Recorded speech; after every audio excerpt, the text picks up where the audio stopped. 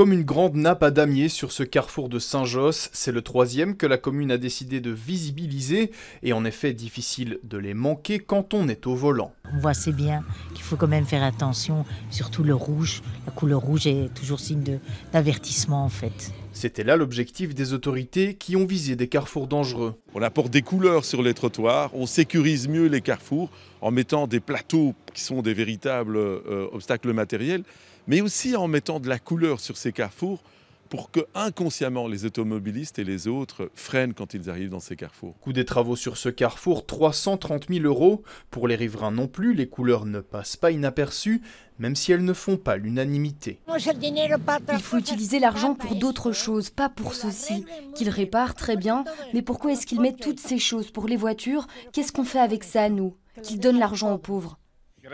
Ils en ont besoin. Ici, beaucoup de piétons se sentent aussi trop à l'aise et traversent hors des passages cloutés, un léger effet contre-productif de la mesure.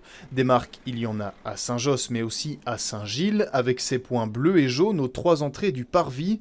Objectif, alerter les voitures qui entrent ici dans une zone de rencontre où les piétons peuvent cette fois traverser où ils veulent. Ça fait longtemps en fait que cette zone de rencontre qui a été installée il y a assez longtemps, au moment où le parvis a été réaménagé, n'est pas hyper respectée. C'est pas non plus un lieu idéal pour une zone de rencontre, mais en étudiant avec Bruxelles Mobilité ce qu'on pouvait améliorer pour pouvoir la faire respecter comme zone de rencontre, il y avait ce qu'on appelle cet urbanisme tactique de marquage au sol, où on montre aux gens, vous êtes dans une zone particulière, plus le placement de radars préventifs qui vont arriver d'ici quelques semaines. Des radars qui indiquent seulement la vitesse des automobilistes sans les sanctionner.